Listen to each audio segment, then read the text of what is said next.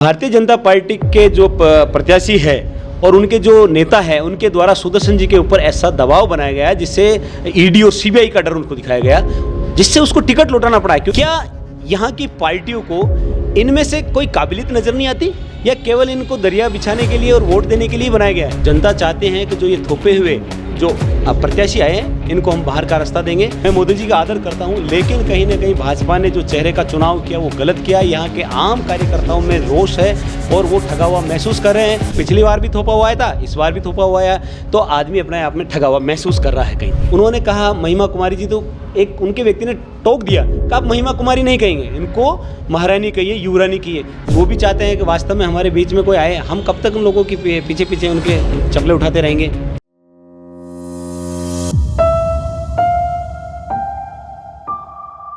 लोकसभा चुनावों के हम मुहाने पर खड़े हैं। मात्र चंद दिनों बाद राजस्थान में दूसरे चरण के मतदान होने हैं, मगर उन मतदानों के बीच भी अब धीरे धीरे ऐसे चेहरे बड़ी प्रमुखता के साथ सामने आते दिखाई दे रहे हैं जो इस चुनाव को रोचक बना रहे हैं। राजसमंद में भी हालांकि अमूमन कहा जाता है कि दोनों ही पार्टियों के बीच बड़ा सीधा मुकाबला होता है, मगर इस बार एक चेहरा निर्दलीय के तौर पर भी उतरा है और वो लगातार अलग अलग मुद्दों के साथ लोगों के बीच में जा रहे हैं, अपनी बात रख रहे हैं और कह रहे हैं कि इस लड़ाई को वो त्रिकोणीय बनाने वाले हैं। कई बार तो ऐसा भी कहते दिखाई देते हैं कि मुकाबला ही भाजपा बनाम धर्म सिंह रावत है। जी हाँ, धर्म सिंह रावत इस बार निर्दलीय के तौर पर चुनावी मैदान में है, अभी हमारे साथ हैं, इनसे सीधी बात करेंगे।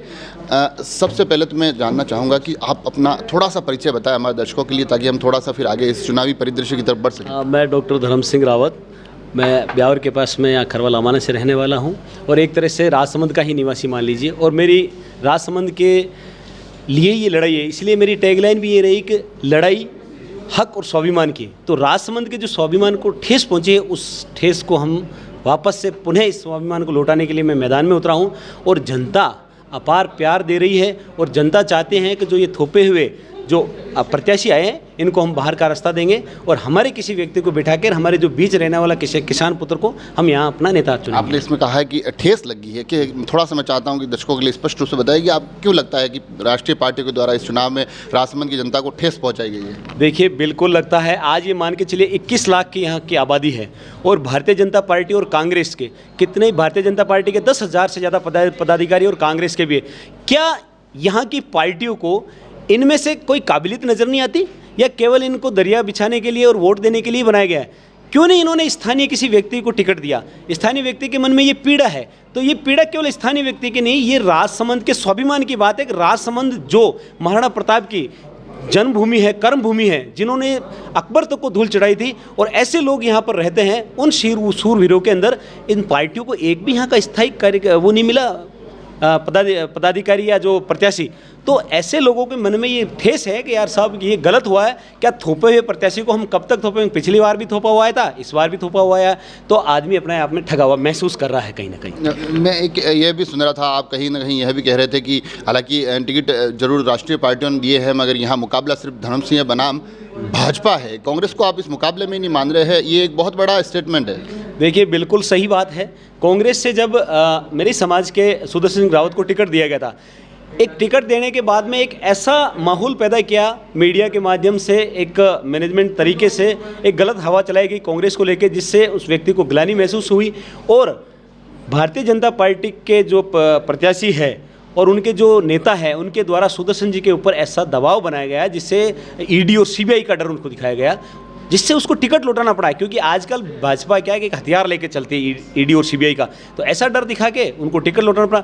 और वापस से जो कैंडिडेट आया है वो स्थानीय नहीं होकर बाहर से सवाई माधोपुर से आया, जिसका कोई जनाधार नहीं है, वो व्यक्ति कहीं लड़ाई में है ही नहीं, उसका कहीं प्रचार ही नहीं है। आप पूरे 8 विधानसभा में घूम जाइए, कहाँ पर है बताइए मुझे। आप कह रहे भाजपा डराती है, धर्म सिंह जी रावत को डर नहीं लगता है? धर्म सिंह रावत को डर नहीं लगता, यही तो एक मजबूती है, ये मजबूत नाम है धर्म सिंह रावत, जो डरेगा नहीं। इसीलिए मैं आज से पहले के इतिहास में आप देखिए, किसी भी निर्दलीय उम्मीदवार ने इतनी हिम्मत के साथ में गली गली घूम के प्रचार नहीं किया, इतनी हिम्मत से लोगों के बीच खड़ा नहीं रहा। लोग निर्दलीय प्रत्याशी के रूप में नामांकन तो भरते हैं लेकिन मैदान से गायब रहते हैं। आज भी देख लिए कई जो हमारे मित्र। इस बात में कोई दोहराए नहीं है कि राजसमंद में अमूमन निर्दलीय के लिए कोई गुंजाइश होती नहीं है, पर आप लगातार सक्रियता के साथ प्रचार कर रहे हैं, अलग अलग क्षेत्रों में जा रहे हैं, लगभग 8 विधानसभाओं में आप पहुंचे भी है। मगर यहाँ प्रश्न ये खड़ा होता है कि पार्टियों के पास अपने कैडर होते हैं, अपनी टीमें होती है, कार्यकर्ताओं की लंबी चौड़ी फौज होती है, तो ऐसे में किसी निर्दलीय निर्दलीय के लिए मैदान में डटे रहना और चुनाव परिणामों को अपने पक्ष में लाना इतना आसान होता नहीं है। बिल्कुल साहब, आप सही कह रहे हो,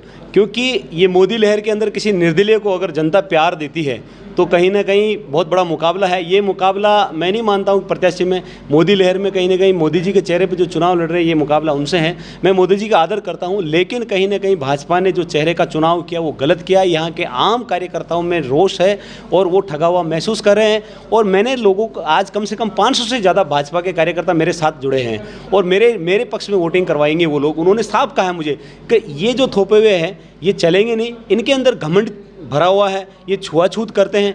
आम गरीब आदमी क्या चाहता है? गरीब आदमी चाहता है कि मेरे साथ बैठे, मेरे साथ बैठ के कोई खाना खाए, मेरे हाथ की चाय पिए, मेरे हाथ का जो मैं सम्मान करूं वो सम्मान ले। लेकिन इन्होंने कहीं नहीं किया। हर जगह कहीं भी मीटिंगों में गए, कोई व्यक्ति ने साफा पहना है, उस साफे को हाथ में लिया, सिर पे नहीं रखा। कहीं चुनरी उड़ाई, उसको चुनरी नहीं उड़ी, उसको चुनरी को लेके पीछे कर दिया, माला तक पहना नहीं। और स्टेज के ऊपर बड़े बड़े पदाधिकारी को नहीं कहा। और एक जगह तो कोई जो मेरे समाज के ही MLA जो भाई है, उन्होंने कहा महिमा कुमारी जी, तो एक उनके व्यक्ति ने टोक दिया कि आप महिमा कुमारी नहीं कहेंगे, इनको महारानी कहिए, युवरानी कहिए। तो ये जो महसूस होता है एक आम आदमी में, क्या हम लोकतंत्र में जी रहे हैं, राजतंत्र में जी रहे हैं, या कहीं ना कहीं ये ऐसा माहौल आ गया राजाओं वाला जहाँ पर आदमी को डराया जाएगा, धमकाया जाएगा और उसके ऊपर वापस से ऐसी तानाशाही तो नहीं होगी। तो आप ये बात कह रहे हैं, मगर आपकी इस पूरी बातों में 3-4 बार समाज शब्द का जिक्र हुआ। आपके समाज के भी अच्छे खासे वोटर, कहीं ना ऐसा तो नहीं है कि धर्म सिंह रावत सिर्फ अपने समाज को अपने पाले में लाने की कोशिश कर रहे हैं कि कहीं से मुझे वहाँ से वोट मिल जाए तो मेरी स्थिति भी थोड़ी सम्मानजनक बनी रहे? बात भी सही है, क्योंकि मेरे समाज लंबे समय से टिकट के लिए तरस रहा है। ये जो राजसमंद है, आज देखिए अजमेर में देखिए मेरे जाट भाइयों की संख्या 3 लाख के आसपास, आज दोनों टिकट वहाँ से वो लिया है। लेकिन राजसमंद के अंदर मेरा समाज तो आज बैठा ही है। मेरे समाज को कहाँ पर हक मिला है? उनका भी तो टिकट का हक है ना, लेकिन टिकट नहीं दिया। पार्टी ने उनके साथ भी अन्याय किया। तो मैं मेरे समाज के हक की भी लड़ाई लड़ रहा हूँ। आज वो भी चाहते हैं कि वास्तव में हमारे बीच में कोई आए। हम कब तक उन लोगों की पीछे पीछे उनके चपले उठाते रहेंगे? तो ये जनता चाह रही है और जनता का प्यार है। और मेरी बात नहीं, मैं अन्य समाज जो 36 कौम की बात करता हूँ, 36 कौम में इस चीज़ का रोष व्याप्त है, चाहे कांग्रेस को लेके हो, चाहे भाजपा के प्रत्याशियों को लेके। बाकी किसी से बैर नहीं है, लेकिन प्रत्याशियों को लेकर यहाँ पर बहुत बैर है और लोग ऐसे प्रत्याशियों को नहीं चाह रहे हैं। प्रत्याशी बाहर से आप उसकी नाराजगी बता रहे हैं। आखिरी सवाल, अगर धर्म सिंह रावत को मौका मिलता है, क्या ऐसे मुद्दे हैं जो आपकी प्राथमिकता रहने वाले हैं कि इस लोकसभा क्षेत्र को ये मेरे मुद्दे मेरी प्राथमिकता के साथ रहने वाले हैं, ये मेरे लक्ष्य हैं, ये मेरा विज़न है? देखिए, मेरी सबसे बड़ी प्राथमिकता रहेगी कि राजसमंद को अंतर्राष्ट्रीय स्तर पर पहचान दिलाना। आज देखिए, राजसमंद मार्बल के अंदर विश्व में सबसे प्रसिद्ध जगह है। यहाँ का मार्बल कई देशों की ज़मीन पे लगा हुआ है, लेकिन आज भी इस मार्बल नगरी को अंतर्राष्ट्रीय मार्बल मंडी की पहचान नहीं मिली। अगर यहाँ पर मार्बल मंडी की पहचान मिल जाए तो यहाँ पर करोड़ों रुपए का व्यापार होगा और लाखों लोगों को रोज़गार मिलेगा। आज भी इस चीज़ की एक बड़ी मांग है, लेकिन नहीं आए। आज स्थानीय रोज़गार का मुद्दा बहुत बड़ा है। यहाँ पर बेरोज़गारी इतनी बढ़ गई है कि यहाँ पर लोग अपने पेट भरने के लिए बाहर जाना पड़ता है।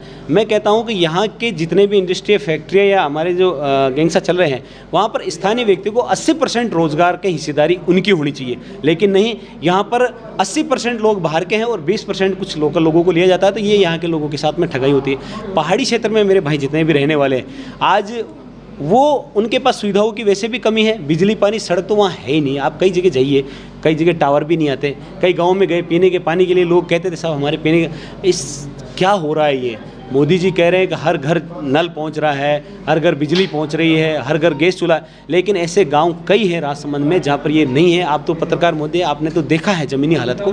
तो इस चीज़ का भी हम बड़ा सुधार करेंगे, लोगों के जीवन को एक उच्च लेवल पे कैसे लेकर आए, लोगों को उसका हक मिले। और मेरे जो रावत समाज में भी है, आप यहाँ पर एक गजट संशोधन की मांग बहुत लंबे समय से चल रही है। तो रावत राजपूत का गजट संशोधन का मुद्दा है, उस मुद्दे को लेकर मेरा समाज कहीं ना कहीं अपना आप को ठगा हुआ महसूस कर रहा है। आज दिन तक सांसदों ने ये आवाज़ नहीं उठाई, तो ये भी आवाज़ हम दिल्ली तक पहुंचाएंगे। और चाहे यहाँ की बिजली, पानी, सड़क की व्यवस्था के अलावा शिक्षा और चिकित्सा मजबूत होगी और हर व्यक्ति को अच्छा इलाज मिलेगा और उनके हक के लिए मैं दिल्ली में आर पार की लड़ाई लड़ने के लिए तैयार हूँ।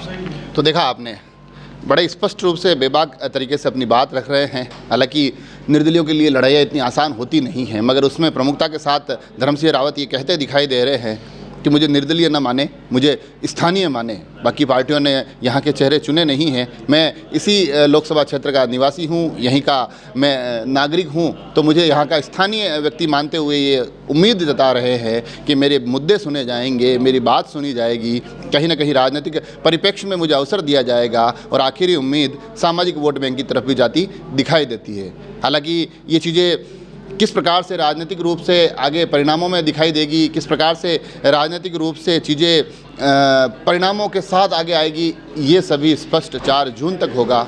हम कोशिश कर रहे हैं कि चुनावों के हर एक पहलू को आप तक पहुंचाए। आप सभी लोग जुड़े रहें राजसमंद एक्सप्रेस से। धन्यवाद।